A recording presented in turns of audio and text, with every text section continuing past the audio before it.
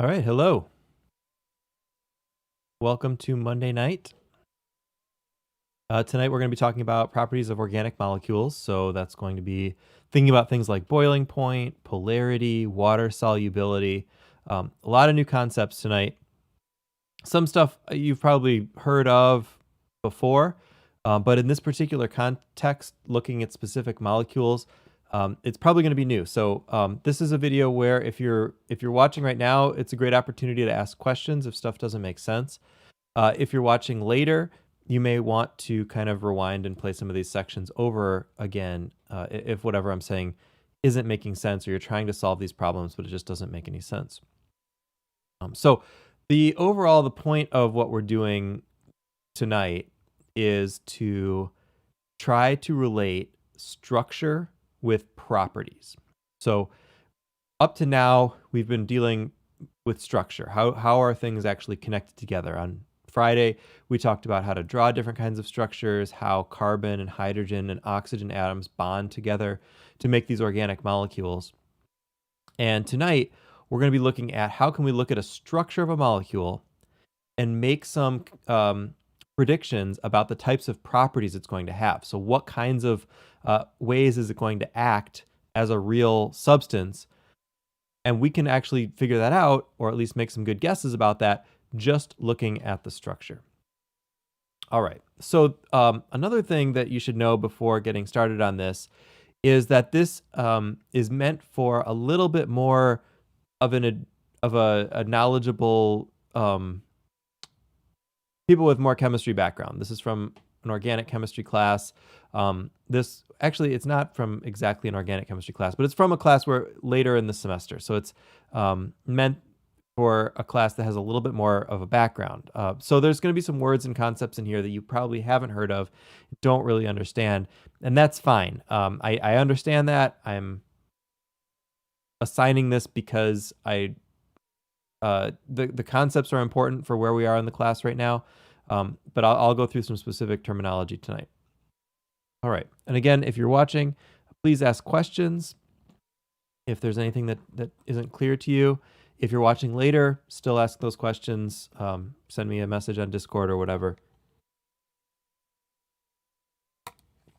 All right, so right away, you maybe see something at the beginning that doesn't make a lot of sense. It says bond polarities are determined by the electronegativity difference between the bonded atoms. Recall that CH bonds are nonpolar, but CN and CO bonds are polar. So this is like recalling like back to a previous unit where you might have learned this stuff, but of course we haven't learned this stuff yet.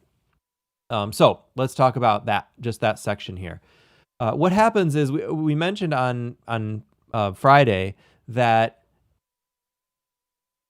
these structures involve, or chemical bonds involve sharing electrons. And what happens is in some molecules, those electrons are not shared evenly between the atoms. So some atoms have a higher what's called electronegativity, which means it can pull those electrons toward it. That pulling the electrons to one side or the other makes for a kind of a lopsided bond where you'll have more electrons kind of pushed toward one atom than the other. And if there's more electrons pushed toward one atom than the other, then you have a situation that's called polar, because electrons are negatively charged. So wherever the electrons are more, there's going to be more of a negative-like area. And wherever they're not, the other side of that bond is going to have kind of a positive-like area. So what bond polarity means is you have two atoms, let's just say C and O, and the electrons in this case are pulled more over toward the oxygen. So if we could imagine like a cloud of electrons that are being shared by both of these atoms, instead of being shared evenly, we would say they're kind of more over by the oxygen and less over by the carbon. So the electrons are over by the oxygen, which means the oxygen side of this bond is going to be more negative, and the carbon side of this bond is going to be more positive. Now, we're not talking specifically about ions like we did earlier, like individual charged particles. We're just saying within a molecule, there's like a negative side and a positive side, and that's polarity. So the types of interactions that give rise to this polarity that we're going to look at in this activity are oxygen and nitrogen. When oxygen and nitrogen are in a structure, bonded to carbon and hydrogen, there ends up being a lot of this polarity. And this is measured by this concept called dipole moment. So dipole moment right here, you can see it. This is the unit called debias. You don't need to know that, but as you complete this activity, where you see higher numbers in this column, you can say, okay, that molecule is more polar. That's just a measurement of that. All right. So that's really all you need to know about polarity for this activity. So let's just jump in and start looking at some of the data and how we can understand some of what's going on here. All right, so we've got first, everything's, again, like those other activities, there's not a lot of explanation here. You're just sort of throwing a bunch of data. So let's look at what we can find. Whenever you see a bunch of tabular data like this, a good way to start is just think about what kinds of things are similar, what kinds of things are different, and kind of go from there. So in this case, we can see they're categorized by some sort of a name. So alkane, alcohol, ether, and amine. Then a condensed chemical structure is given. So we know something about that. We know what these things mean now. That's talking about carbons in a row surrounded by hydrogens. We've got something called molar mass, which we haven't defined exactly, but it's just, we can think of it as just the weight of the molecule. So like the size of the molecule, how big is it? We just talked about dipole moment. And then two concepts that you probably are familiar with. One is boiling point. So at what temperature in Celsius does this substance boil? So you can see you've got some really low boiling stuff. So anything that has a boiling point below room temperature, which is about, depending on your room, it's really cold in my basement here, so it's probably about 20 degrees C down here. But anything below that is going to be a gas at room temperature because the boiling point is below room temperature. And if you are ever kind of confused about what some of this stuff is, you can maybe look up some things that you're more familiar with that you've seen before. So like water, boiling point of water is 100 degrees C. It's not in this chart. Hexane, heptane is a component of gasoline. Actually, if there were another one on this list, it would be octane, which is the major component of gasoline. And that one has a boiling point of over room temperature because it's a liquid at room temperature, so much higher boiling point. Ethanol is like like alcohol as in like drinking alcohol. So that one again, higher boiling point above room temperature, and so on. And then the final column is water solubility, grams per 100 milliliters H2O. So what is that saying? That's a measure of whether or not you can dissolve this substance in water. And the reason it's given is grams per 100 milliliters water. What that means is if you had 100 milliliters of water, so you could measure that out with your kit or whatever, you could put that many grams of the substance into water before it started separating and making a heterogeneous mixture. So remember that solution is another way of talking about a homogeneous mixture where the compounds are completely intermixed. So like something like when you dissolve sugar or salt in water, you can see that like you can't see it anymore. It's not there. It doesn't make its own form. But if you try to dissolve something like sand in water, you get a heterogeneous mixture. It just falls out. It doesn't dissolve. So this is saying that like all of these in this table have extremely low water solubility. So you can only put tiny, tiny, tiny fractions of a gram in water before you see a separate phase forming. And then if we go down to the next category, these alcohols, we see a change there. So now our water solubility is much higher. For these lower ones, it's infinite. So what does infinite water solubility means? It means there's never an amount where it ends up forming a heterogeneous mixture. So for ethanol, for example, you could keep pouring ethanol in water and eventually you'd get to a 50-50 mixture. And then after that, you'd start having more ethanol than water, but it still wouldn't separate. It would still mix together. So another term for that is miscible, like it mixes together. And for ethanol and propanol, you can do that as much as you want. As we get into these bigger molecules, 1-butanol, 1-pentanol, 1-hexanol, 1-heptanol, you see that those numbers go down. So that's showing that as you increase the size of that molecule, now it's not as soluble in water anymore. So if you can only get a couple grams of 1-pentanol, for example, to dissolve in water. All right, so that's the basic layout of this chart. I will also tell you that these categories that you see on the tops of the chart here, alcohol, ether, amine, alkane, are known as the correct term for them is that they are called functional groups. So I'm going to refer to the functional groups, and the document does as well. So you should know that's what we're talking about. We're just talking about that category. And you'll probably figure that out from the questions anyway. All right, so that's basically all you need to get started in terms of background information. So now let's look at the actual activity itself and some of the questions. I am going to leave some of these for you to do. They're not that difficult, but there are a few questions that get a little tricky and maybe aren't making a lot of sense as you get through. So I will help you out with those a little bit. So we'll start with number 1. Considering the dipole moments of the molecules in table 1, which functional group is the most nonpolar? So as I just mentioned earlier, you can actually measure how polar a molecule is by looking at that dipole moment. So all this question is saying is go back up, look at the dipole moments, and find the smallest ones. So in general, for a category, which one overall tends to have the smallest ones? That's your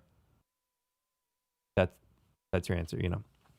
All right, and so then you can answer some questions by looking at this. Do polar compounds have higher or lower boiling points than nonpolar compounds? Now we didn't specifically categorize these compounds into polar and nonpolar.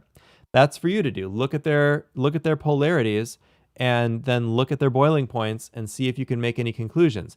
The other thing I'll tell you, like with the other one, there aren't necessarily absolute right and wrong answers here. Depending on how you look at and how you interpret the data, you'll find that it's somewhat of a complex issue. So there may not be a super obvious, like, oh, it's definitely this. In some cases there are, but in some cases it's not. So don't worry if it seems a little ambiguous. Sometimes it is. The point is to think hard about it and try to reason it out in a way that makes sense.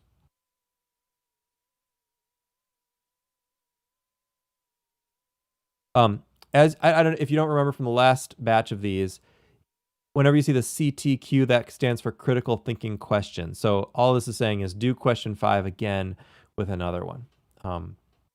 So one thing that they focus on for these couple questions here is making sure that comparisons are not comparing too many different things at once. So what that means is that if you just looked at all of these compounds that are on this first page, you've got a whole bunch of different stuff there. You've got, you've got all of lots of different things.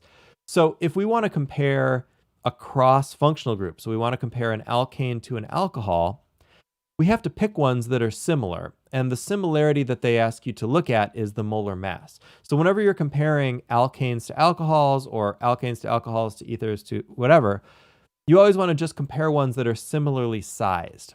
Because what we see here is that as the size of the molecule increases, so the molar mass increases, the number of carbons increase, the boiling point increases, and that's true across the board. So that has an effect on boiling point. So if we looked at a very small one from one category with a very big one from another category, we might get the wrong idea. We might get the wrong trend because we might be saying, like, let's do a specific example instead of just talking about it in the abstract. If I were to compare heptane here with ethanol here, I would say, okay, well, heptane has a higher boiling point than ethanol. That's true. Heptane does have a higher boiling point than ethanol. But can I generalize that and say, well, I guess alkanes must generally have higher boiling points than alcohols?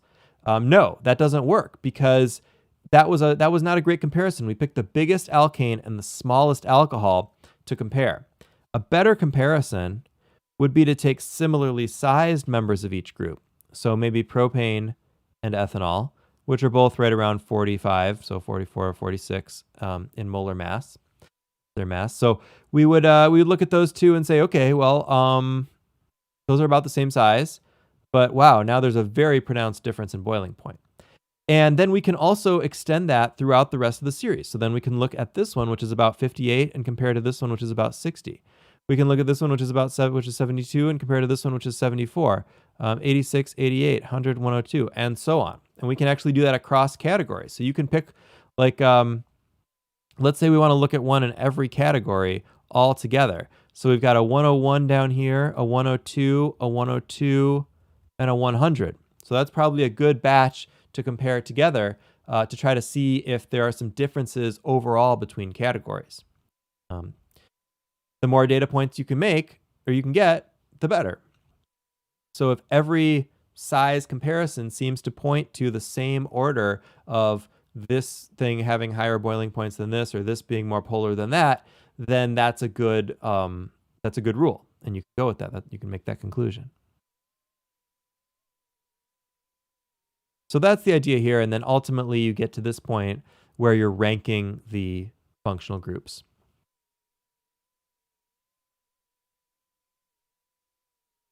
All right, so this question 8 is one that often leads to some confusion. So just to explain that, it says, for each functional group, circle each type of bond contained in the molecule. So this is not just saying what atoms are in the molecule, it's saying what types of bonds. So is there a CH bond, is there a CO bond, an OH, and an NH? To find that out, you're going to have to, well, you may have to draw some Lewis structures or some line structures. So you have to go back up to those condensed structures and kind of draw them out and see what types of bonds are in there. It may not be totally obvious from just looking at the condensed structures. So for example, let's take ethanol. Not ethanol, hang on. Right, so here's ethanol, CH3, CH2OH. So to figure out what types of bonds are in that molecule, it can be helpful to actually draw a structure of the molecule. So let's do that. If I draw out a Lewis structure,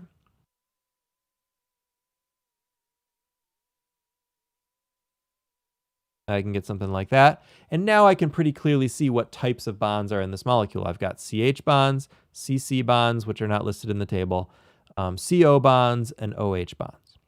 So looking at what different types of bonds are there can help give some clues as to what's causing these differences that we see in the physical properties, in the polarity, in the boiling point, in the water solubility. And then there's some information here where it kind of tells you about what's going on. So this is sort of the background information. And let's look at it together. So what you end up finding is that the highest boiling point molecules are the ones that have the OH and the NH bonds. And that's called, those compounds can do something called hydrogen bonding. Hydrogen bonding is a confusing term because it's not actually a bond. It's not like a connection like the lines that we've been drawing in our structures, like up there. It's actually just an interaction, like an attraction that makes molecules attract each other. So now we're not talking about the connections inside the molecules, the lines. We're talking about just these forces that that like pull molecules together. So when molecules have these OH and NH bonds inside of them, they can do this hydrogen bonding, which leads to really strong connections. And stronger attractions means that it's going to take more energy to break those apart. And that's what we call boiling. If we think about what happens with boiling, and this is a common misconception, some people think that boiling means that you break everything up into its atoms. And that's not true. The molecules stay intact. When you boil water, you don't make hydrogen atoms and oxygen atoms. You just boil the water. It's still water. It's just water vapor. So we're just separating the molecules from each other. We're separating the intermolecular attractions, or we're breaking the intermolecular attractions and just pulling those molecules apart from each other. But each molecule is still whole, is still intact. So these types of forces that we're looking at, or these types of things that we can get from the structure, are the attractive forces in the molecules, and that's what we can then judge boiling points by looking at. All right. This question 10 is a good question, but also kind of a confusing one. So let's take a look at that one. Suppose that we consider everything or anything over about 1 gram per 100 milliliter water to be soluble.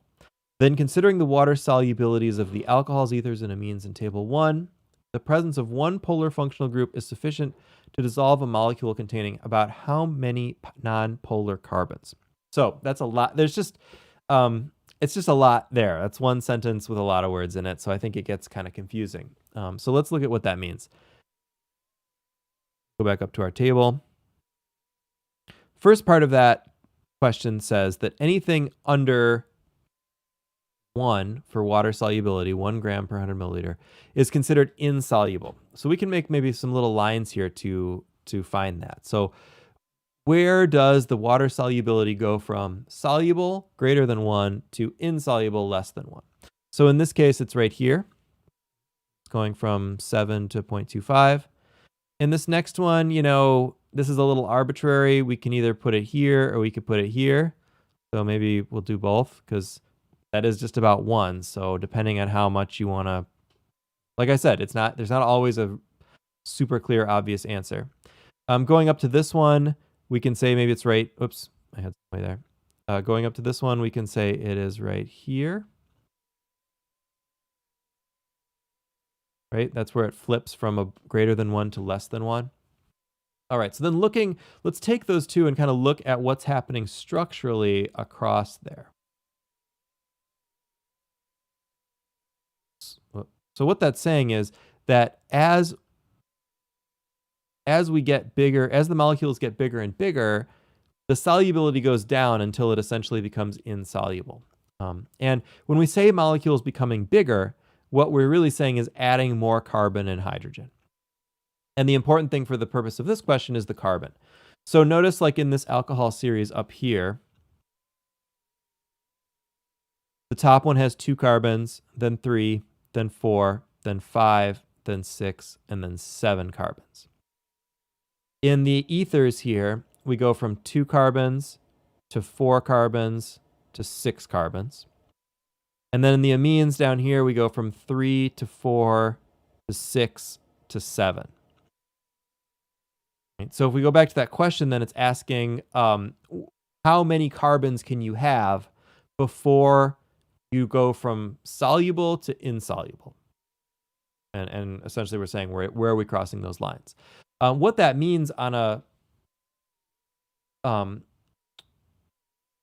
what that means in a more consequential way is that if you have one polar functional group, so one OH, that's the thing that's causing that polarity, that interaction. If you have one of those, you can only handle a certain number of these carbons, which are nonpolar, before it starts acting more like an alkane up here.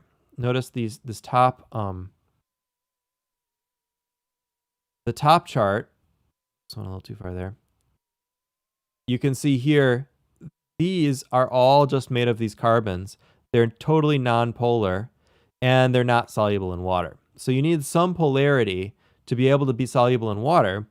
But even though all of these have about the same polarity, because they start getting these big nonpolar carbon chunks, they no longer can dissolve in water in the same way. So that's what that question's addressing.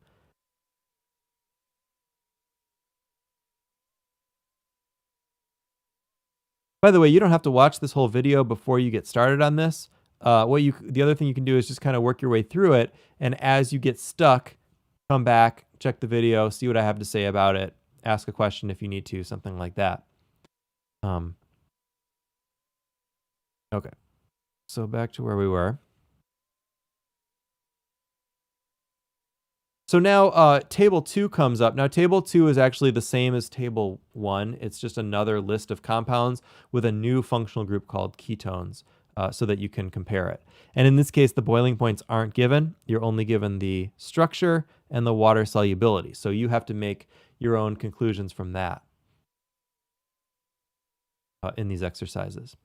So looking down now at the exercises, the assigned exercises, this one also has like the last one, this thing about reading pages and working assigned problems. You can skip that. The real key here is this question right here, question 5. That's what I want you to be able to do. Can you look at structures without looking anything else up and figure out which of these molecules would have the highest boiling point and most importantly, why?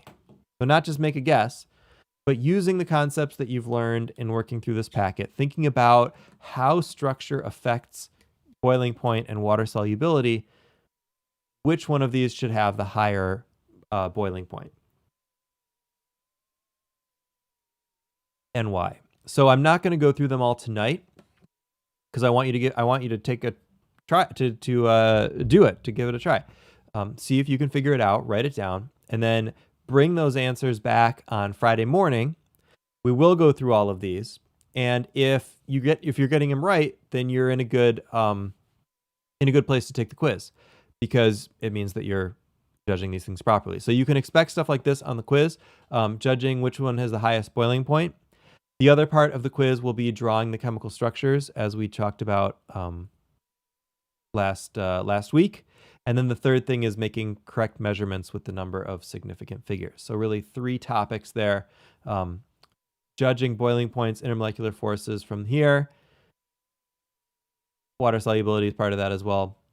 Then, oh, I lost it again.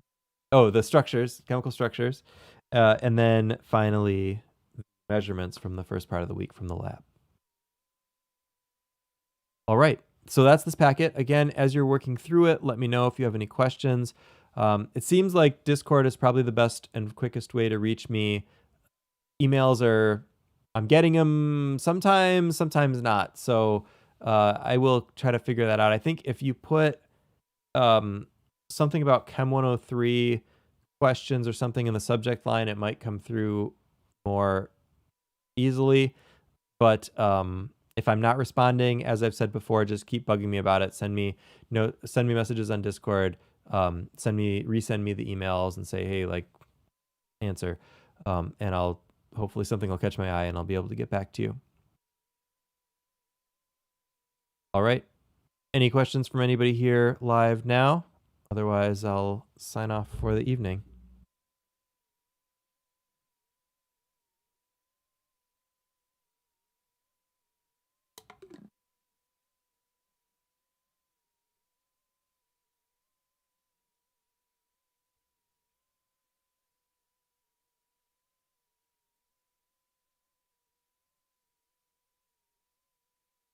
All right. Thanks, everybody.